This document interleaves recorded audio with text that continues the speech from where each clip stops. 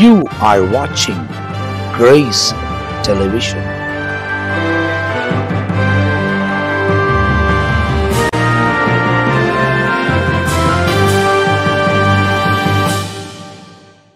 பிரியமானவர்களே, ஆண்டவராகிய இயேசுவின் நாமத்தில் உங்களுக்கு மீண்டும் எனது வாழ்த்துதலை இந்த நாட்களில் தெரிவித்துக் கொள்கிறேன். கர்த்தருடைய கிருபையினால் ஒவ்வொரு நாளும் நாம் கடந்து போய் கொண்டிருக்கிறோம். இப்போ தான் இந்த வருஷத்தை தொடங்கினோம். முதல் மாதம் கடந்தோம், 2வது மாதத்தையும் கடந்தோம். இதோ இந்த 3வது மாதம் இதுவும் முடியுது. 4வது மாதம். ஆண்டவர் இப்படி நம்மை ஒவ்வொரு நாளும் எத்தனை ஆபத்து, எத்தனை அவமானங்கள், எத்தனை வியாதி, எத்தனை எதிர்ப்புகள், ஏன் தான் இந்த உலகத்தில் பிறந்தோம், ஏன் தான் இந்த ஜனங்கள் மத்தியில் வாழுகிறோம், ஏன் தான் இவங்ககிட்ட பெரிய போராட்டமாக இருக்குன்னு சொல்லி உங்கள் வாழ்க்கையை தனிப்பட்ட விதத்தில் நீங்கள் யோசித்து பார்ப்பீர்களானால், எப்படிப்பட்டவர்களுக்கும், பெரியவர்களாக இருந்தாலும், வாலிபர்களாக இருந்தாலும், இளைஞர்களாக இருந்தாலும், வசதி படைத்தவர்களாக இருந்தாலும், எப்படிப்பட்டவர்களாக இருந்தாலும் வாழ்க்கையில் சந்திக்கிற சில போராட்டங்கள், பிரச்சனைகள் இருக்கிறது. எல்லாருக்கும் அது இருக்குது. ஏசப்பா கூட சொல்லியிருக்கிறாரு, நீங்கள் பிள்ளை தான், என் பிள்ளை தான் நீங்கள். இந்த உலகத்தில் போராட்டம் இருக்குது, மாம்சத்தோடு இரத்தத்தோடு இல்லை. உங்கள் வாழ்வை சீரழிக்க, உங்கள் வாழ்வை கெடுக்க, உங்களை அவமானப்படுத்த, உங்களை வீதியில் நிற்க வைக்க, விசுவாசத்தை விட்டு விலகி வாழ, பரிசுத்தத்தை கெடுத்து கொள்ள, பரலோக தேவனுக்காக உறுதியாய் வாழ முடியாதபடிக்கு தடுமாற செய்வதற்கென்று சபிக்கப்பட்ட, ஆண்டவரால் சாபத்தை பெற்றுக்கொண்ட, சர்ப்பத்தின் வழியாய் வந்த சத்துரு உங்களையும் ஏமாற்றி உங்களை சீரழிக்க முயற்சிப்பான். இப்படிப்பட்ட நிலையில்தான் நாம் யாரை சார்ந்து கொள்ளுகிறோம், நாம் யாருக்காக வாழுகிறோம், நம் தேவன் யார் அப்படின்னு சொன்னால், இதற்கு முன்பு ஒரு வார்த்தை சொன்னேன். அவர் கர்த்தராகிய இயேசு. அவர் மகா பிரதான ஆசாரியர். அவர் நமக்காக இருக்கிறார். வார்த்தையில் அறிக்கையை மறந்து விடாமல் இருக்க வேண்டும் என்று. அப்போ அந்த ஆண்டவர் நமக்காக என்ன செய்கிறார் என்று சொன்னால், 1 யோவான் 2ஆம் அதிகாரத்தின் 1-2 வசனங்கள் இப்படியாய் குறிப்பிடுகிறது. என் பிள்ளைகளே, நீங்கள் பாவம் செய்யாதபடிக்கு இவைகளை உங்களுக்கு எழுதுகிறேன். என் பிள்ளைகளேன்னு சொல்லும்போது தகப்பன் உறவு தானே. ஒரு தகப்பன், ஒரு தாய், அவங்க தான் உரிமையாக சொல்லுவாங்க என் பிள்ளைகளேன்னு. மற்றவங்க யாராவது இருந்தால் நண்பா, ஃப்ரெண்டு, பேரை சொல்லி கூப்பிடுவாங்க, ஏதோ சொல்லுவாங்க. ஆனால் நம்ம உரிமையானவர்கள் தான் என் மகனே, என் மகளேன்னு அழைப்பாங்க.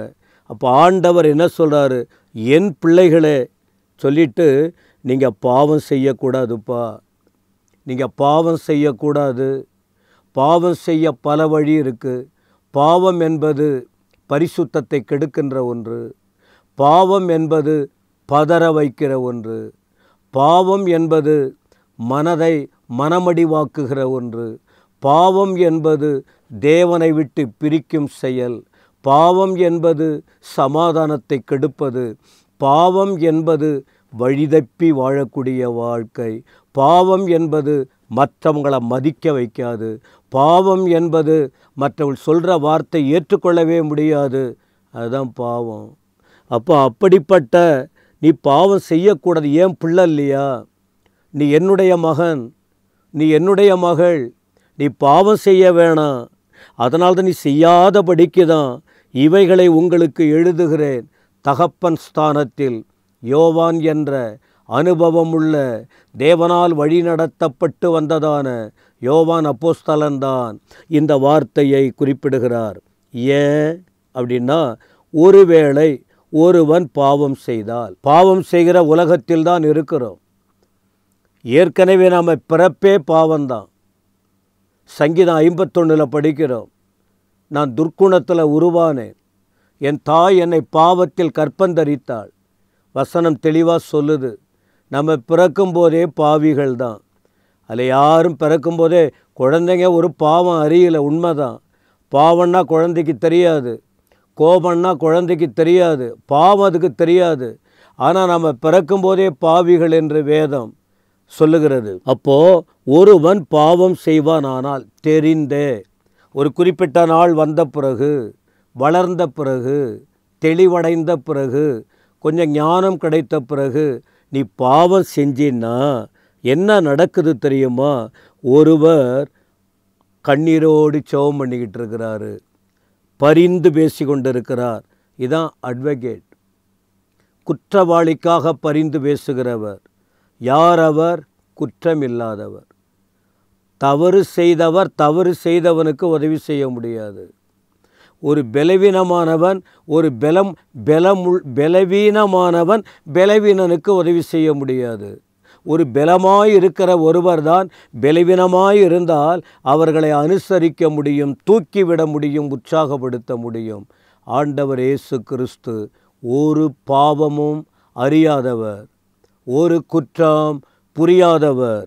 அந்த ஆண்டவர் என்ன செய்கிறாராம்? நமக்காக நாம் பாவம் செஞ்சிட்டா, ஒருவேளை பாவம் செய்ய நிறையா வாய்ப்பு இருக்குது. என்ன பாவம் என்று அவரவர்களுக்கு தான் தெரியும். கோபப்படுறோமே, அது பாவம் இல்லையா? கெட்டதை பார்க்குறோமே, அது பாவம் இல்லையா? கெட்ட வார்த்தை பேசுகிறோமே, அது பாவம் இல்லையா? மற்றவர்களை பற்றி மற்றவங்களை குற்றப்படுத்துகிறோமே, அது பாவம் இல்லையா? மற்றவளை கேவலமாக பார்த்து பரியாசம் பண்ணுறோமே, அது பாவம் இல்லையா? மற்றவங்கள பார்த்து நம்ம பார்வைக்கு ஒருவேளை அவன் என்ன படிக்காதவன், அவன் என்ன அழகில்லாதவன், அவன் என்ன பிச்சைக்காரன், அவன் என்ன துணி போடுறான், எவ்வளவு கேவலமாக பார்க்கிறோம், எவ்வளவு கேவலமாய் பேசுகிறோம். இதெல்லாம் பாவம் இல்லையா? இதெல்லாம் உணர மாட்டாங்க. கத்தி எடுத்து குத்துனாதான் பாவம்னு பெருசாக நினச்சிக்குவாங்க. பெரிய பெரிய காரியத்தை செஞ்சாதான் பாவம்னு இருப்பாங்க. சின்ன சின்ன சின்ன காரியம் கூட பாவம்தான் பிரியமானவர்களே. அப்படி இந்த பாவிக்கு தண்டனை வரணும், பாவிகளுக்கு தண்டனை வரணும். தப்பு செய்த பாவத்தின் சம்பளம் மரணம் அப்படின்னு ரோமர் 6:23 சொல்லுகிறது. ஒரு மனுஷன் பாவம் செய்தால் அவனுக்கு பனிஷ்மெண்ட் இருக்கிறது. அந்த தண்டனையை மனுஷனால் சகிக்க முடியாது. அதனால தான் நமக்காக அவர் பிதாவினிடத்தில் பரிந்து பேசி கொண்டிருக்கிறார். தெரியாத பண்ணிட்டாங்க, அவங்களுக்கு ஒரு உதவி. அப்பா பிதாவே, என்ன பாருங்க, நான் சிலுவையில் என் உயிரை கொடுத்தேனே, என் இரத்தத்தை பாருங்க, என் பாடுகளை பாருங்க, இந்த ஜனங்களுக்காக தானே என்னை அனுப்பி வச்சிங்க, நான் என் ஜீவனையே கொடுத்தேனே என்று சொல்லி பிதாவினிடத்தில் பரிந்து பேசி கொண்டிருக்கிறார். ஏன்? அவர் யார் தெரியுமா? நீதிபரர். முன்பு நான் சொன்ன அவர் நம்மோடு இருக்கிறவர், முன்பு நான் சொன்ன அவர் பிரதான ஆசாரியர், ஆனால் இப்போ அவர் நீதிபரர். அநீதியுள்ளவர்களுக்கு பதிலாக அவர் நீதியுள்ள தேவனாய் பிதாவினிடத்தில் பரிந்து பேசி கொண்டிருக்கிறார். அப்போ பரிந்து பேசுகிறது 2ஆம் வசனத்தில் நம்முடைய பாவங்களை நிவர்த்தி செய்கிற கிருபாதார பலி அவரே. அப்போ ஒரு மனுஷன் பாவம் செஞ்சிட்டா அவன் பாவத்திலிருந்து மன்னிப்பு வேணும், பாவத்திற்கு நிவர்த்தி செய்யப்பட வேண்டும். அதற்கு பலியாய் தன்னை ஒப்பு கொடுத்தவர் இயேசு. நம்முடைய பாவங்களை மாத்திரமல்ல, உலகத்தில் உள்ள எல்லாருடைய பாவங்களை நிவர்த்தி செய்கிற பலியாய் இருக்கிறார். எனவே இந்த வார்த்தைகளை கேட்கிற அருமையானவர்களே, ஒருவரும் கெட்டுப்போவது ஆண்டவருக்கு பிரியமில்லை. அவர் எந்த மொழியாக இருக்கட்டும், எந்த ஜாதியாக இருக்கட்டும், எந்த இனமாக இருக்கட்டும், எதுவாக இருக்கட்டும், எல்லாருக்காக ஜீவனை கொடுத்த ஒரே ஒரு தெய்வம் இயேசு. அவரை நம்ப வேண்டும், அவரை விசுவாசிக்க வேண்டும், அறிக்கையிட வேண்டும், அர்ப்பணிக்க வேண்டும், பாவம் மன்னிக்கப்பட வேண்டும், அந்த தெய்வத்திற்கு வாழ்க்கையை ஒப்பு கொடுக்க வேண்டும். இதற்காக தான் இந்த வார்த்தைகளை சொல்லி கொண்டிருக்கிறோம். அவரை விட்டால் வேறு வழி இல்லை. பாவம் மன்னிக்கப்பட பரலோகம் போகணுன்னா அவர் தான் வழி. நம்புவீங்களா? இந்த ஆண்டவரை பிடித்து கொள்ளுவீங்களா? இந்த வார்த்தை எங்களுக்கு தெரியல, எங்களுக்கு யாரும் சொல்லி கொடுக்கல அப்படின்ட்டு ஒரு நாளில் நீங்கள் சொல்ல முடியாது. நீங்கள் சொல்லாமல் சொல்லி தப்பிக்கலாம் முடியாது. ஏன்னா அதுக்கு தான் ஆண்டவர் இந்த சத்தியத்தை சொல்லிக்கிட்டு இருக்கிறாரு. கேளுங்கள், கீழ்ப்படியுங்கள், ஒப்பு கொடுங்கள், ஆண்டவர் உங்களை ஆசீர்வதிப்பார். ஆமென், ஆமென்.